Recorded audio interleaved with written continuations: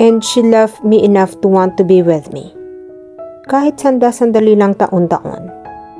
Pumiyok na sa emosyon ang tinig ni Joanne. Hindi niya ako tuluyang inabandona. Pagpapatuloy nito. Except in her final days. Iyon. Inilaanan niya sa taong mas mahal niya. Hindi na ito nakapagpigil. Tuluyan ng humahagulgol. Otomatiko ang naging reaksyon ni Queenie. Niyakap niya si Joanne, mahigpit, at hindi na rin niya napigil ang sariling makisabay sa pag-iyak nito. Matagal din bago naubos ang mga hagulgol ng binata, bago humupa ang matindi nitong emosyon.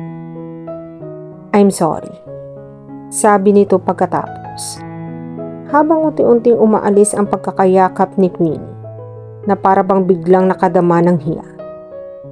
I'm such a loser. Dagdag pa nito habang pinupunasan ng dalawang palad ang mukha. No, you're not. Pahikbi na rin pero mariing tanggi ni Queenie. Of course not. Tumayo si Joanne. Kumuha ng isang kahon ng tissue mula sa cabinet ng bar na nasa isang gilid ng silid. Iniabot nito ang kahon sa dalaga matapos makakuha ng para sa sarili. Sabay pa silang suminga. Sabay ding biglang tumawa sa sitwasyon. I think I need a drink, sabi ni Joanne pagkaraka. Join me? Hindi ako umiinom, iling ni Queenie. Shandy lang ang kaya ko. Mas lamang pa sa 7-Up kaysa beer ang timpla ko. May alam akong magugustuhan mo, sabi ni Joanne. Tingnan natin kung kumpleto pa rin ang supplies ni Aling Lerma. Muli nitong sinuri ang laman ng bar. Kumpleto pa, sabi nito. Baka malasing ako niyan. Pag-alala ni Queenie. Hindi ka malalasing pero aantukin ka, sagot ni Joanne. Paborito ko itong Tagaytay drink noong college. Hot chocolate with cola, complete with miniature marshmallow toppings. Perfect for a rainy night. Bagay din sa mga sinisinghot-singhot na katulad natin. Muling natawa si Queenie. Naglabas ng 2 mug si Joanne. Pinuno ng mainit na tubig mula sa airpot na nakapatong din sa isang bahagi ng bar. Instant hot choco lang ito. Parang paghingi pa nito ng despensa. Pero masarap. Garantisado. Maya-maya lang ay dala na nito ang 2 mug pabalik sa tabi ni Queenie. Iniabot nito sa kanya ang isa. Careful. It's hot, sabi nito. Hinipan muna ng dalaga ang likido bago maingat na tinikman. Masarap nga, sabi niya. Hindi naman lasang may lekor. Isa lang itong pamparelax.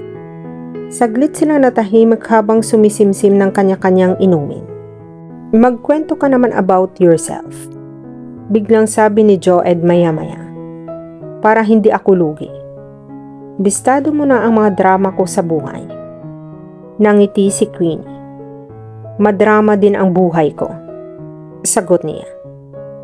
Ibang klase nga lang. Ibang mga problema naman ang dinaanan ko. Nagkwento na siya. Lahat ng tungkol sa kanya at sa pamilya niya. Nakasentro sa naging pinakamatinding problema nila, ang kahirapan ng buhay nila noon. Hindi problema ang tawag mo sa mga nakaraan mo. Salungat ni Joanne nang matapos siya. Challenges lang ang mga iyon. And you hurdle them on. Ang importante, masaya ang pamilya ninyo. At sabi mo nga, namatay ang daddy mo na walang anumang emotional problems. Ipinagpapasalamat ko nga iyon. Amin ang dalaga. Mabagal na ang pananalita nila kapwa. Naubos na kasi nila ang kanilang mga spiked hot chocolate. Umeepekto na ang pagkakadrogi. Mas napabilis pa siguro ang pagod nilang emotional at physical. Nakaupo pa rin sila ng magkatabi sa higanting throw pillow. Pero hinatak na ni Joanne patungo sa may likuran nila. Ang higanti namang beanbag. Ginawa nila itong sandalan. Halos pahiga na ang mga pagkakasandal nila roon. Mas maswerte ka. Dahil I can't say the same thing for myself. Pagtatapat naman ng binata. Pero sa mas kalmante ng boses. Kahit may masasaya akong mga alaala kay mama, kakaunti lang iyon. Iyon ang mga alaala kong kasama si papa. Lagi kaming dalawa lang. At laging pareho kaming may pagkamiserable. Laging may kulang. That has been the story of my life. Di baguhin mo na ngayon. Sagot ni Queenie. Pwede pa rin kayong maging masaya ng mag-ama. Ano pa ang humahadlang sa inyo? Lahat ng material riches nasa inyo na. It's up to you to claim your true happiness as well. Yung hindi nabibili ng pera. Alam ko kung ano ang humahadlang sa akin. Amin ni Joel. Stupid pride. Binabawi ko na iyong sinabi ko kanina na I'm not stupid. Actually, I am. Napaka-estupido ko para tipisin ang sarili kong ama. Sayang yung 5 years ko sa New York. All I had to do was to confront him 5 years ago. Kung nagpursige ako, I'm sure, napilit ko siyang magtapat. Hindi ko naman kasi siya kinumpronta ng katotohanan. Puro pabarambadong attitude lang na paipe. I've been so immature. Gigil na gigil ito sa sarili. It's called growing up. Pangungunsula ni Queenie. We all learn from our mistakes. Mabuti nga. Narealize mo iyan ngayong may panahon pang magkaayos kayong mag-ama. You're right. Tango ni Joel. Bukas, kakausapin ko siya. Aayusin ko na ang lahat. You'll never have to worry about me giving him any heartaches again. Pangako iyan. Hindi ko na siya kukonsumihin. Nangiti si Queenie. Tumawa si Joel, pero mahina na. Pagkatapos ng panalitang iyon, pareho nilang hindi napansing sabay din silang nakatulog na lamang ng basta. Magkatabi ang ulo sa binbang. Medyo nakahilig pa sa isa't isa. Sabay na dumilat sina Queenie at Joel dahil parang may komosyon sa ibaba ng bahay. Nagkagulatan pa sila. Nang ang nakamulatan ay ang mukha ng isa't isa. Magkaharap ng halos magkadikit na. Nang makumpleto ang paggising nila, lalo silang nagulan. Nang mamalayang magkayakap din pala sila sa pagkakahiga nang nakaunan pa rin sa binbang. Si Queenie ang unang kumalats. Mabilis siyang tumayo. Pulang-pula ang mukha. Tumayo na rin si Joel. At para siguro madisimula ang embarrassment nila, dumiretso ito sa bintana. Dinungaw ang komosyon sa ibaba. At biglang nagliwanag ang mukha nito. Si Papa. Bulalas ng binata. Ha? Gulat na sagot ni Queenie. Teka, mag-aayos lang ako. Mauuna na ako sa ibaba. Paalam naman ni Joel. Nakalatag sa kamang hindi nagamit ni Queenie ang kanyang pantalon, blouse at mga panok, nalabhan at naplantsa. Lalong lumalim ang pamumula ng dalaga. Ibig sabihin kasi nakita sila ni Aling Lerma na nakatulog ng ganoon sa family room. Nadaraanan iyon patungo dito sa silid na dapat sanang pinagamit sa kanya. Kahit wala naman talagang namagitan sa kanila ni Joel, hiyang-hiya pa rin ang dalaga sa katiwala. Hiyang-hiya rin siya sa binata. Nagmamadali siyang nag-shower, nagsipilyo't nagbihis. Kailangang makababa siya kaagad kay Don Jose. Naikwento na kaya ni Aling Lerma sa matanda ang nakitang ayos nila ni Joel? Nako, nakakahiya talaga. Pati na kay Don Jose. Ganoon pa rin ang ayos ni Joel pagpanaog ni Queenie na nakabihis na. Halatang hindi pa man lang nakapaghilamos ang binata. Pero masaya na ito nakipag-usap sa ama. Naisip ni Queenie. Mabuti naman at mukhang sa sandaling panahong nagkasarilinan ang mga ito. ay nagkasundo na rin.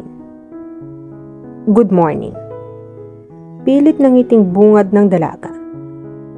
Good morning, Iha. Tuwang-tuwang sagot ni Don Jose. Tumayo pa ito para salubungin siya ng yakap. Maraming salamat sa ginawa mo. Sabi pa nito. So, para iyon lang? Sagot niya. Hindi simpleng bagay iyon. Giit ng Don. Mabuti na lang. At nag-apologize na sa iyo itong si Joel. At napagbubuhusan ka pa rin pala niya ng sama ng loob. Dalawa na kami ngayong inalalayan mo. Okay na kami. Simpleng sagot niya. Pero hindi siya nakatingin ng diretso kay Joel. May magic touch nga pala itong si Queenie, Papa. Sabi ni Joel. I don't know how. Pero mula sa pagkapikon ko kagabi, I found myself spilling out everything to her. Pagkatapos, naliwanagan din ako. Gumaan ang loob ko. I finally decided that I would talk to you today. Para namang sinadya ng bigla kang dumating. Hindi ako nakatulog kagabi, kahit alam kong safe kayo rito. Amin ng matanda. I really wanted to talk to you again. Nag-aalala rin ako dito kay Queenie. Baka nag-away na kayong dalawa ng tuluyan. Mabuti na lang. At ganito ang dinatnan ko ngayong umaga. Thank God. Nagpapasalamat din ako sa hindi na ako problemado. Sagot ni Joel. Sandali nga pala. I'll just grab a quick shower bago tayo mag-breakfast. Madali lang ito. Doon na natin sa dining room ituloy itong kwentuhan. Ako naman, mauuna nang umuwi. Singit ni Queenie. Napatingin sa kanya ang mag-ama. What? Tanong ni Joel. Why? I'll leave you two alone. Sagot niya. Marami pa kayong pag-uusapan. You don't have to go. Sabi ni Don Jose. Wala na kami kailangang itago pa sa iyo. Ngayon pa? No, iling niya. I insist. Iba syempre yung magkakausap kayo ng masinsina ng matagal. You've barely scratched the surface. Pagbalik naman ninyo sa Maynila, nandoon pa rin ako. Saka na tayo mag-get together ulit. Mag-breakfast ka na lang muna, sabi ni Joel. I can get breakfast along the way. Sagot niya. Don't worry about me. Ayokong maantala pang pag-uusap ninyong mag-ama. Marami naman akong makakainan diyan. Parang pasyal ko na rin. Hindi talaga siya nagpapigil sa dalawa.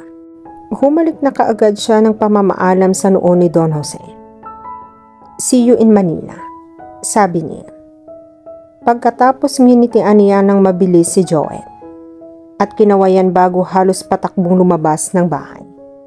Ang totoo niyon, tumataka si Queenie.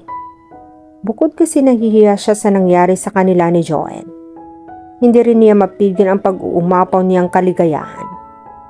Ngayong umaga, pagising, nasiguro na niya ang kanyang nadarama. For the first time in her life, she's in love.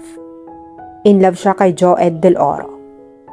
Habang nagmamaneho si Queenie, nakangiti siya. Hindi niya mapigil. Nakita niya kagabi hanggang kaninang madaling araw ang tunay na pagkatao ni Joel. At tuluyan ng nasilo nito ang kanyang puso. Kaya siguro sa kabila ng pang-aaway sa kanya ng binata nitong nakaraan, ay may nadama pa rin siyang kakaibang atraksyon dito. Kahit paano'y parang naaninag pa rin niya ang likas na kabutihan ni Joel.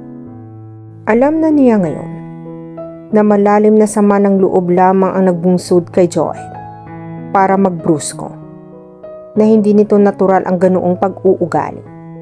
Ang tunay na Joel ay sensitibo, vulnerable, malalim magmahal, kaya malalim rin masaktan. Hindi ito nahiyang magbukas ng damdamin sa kanya at hindi nahiyang umiyak.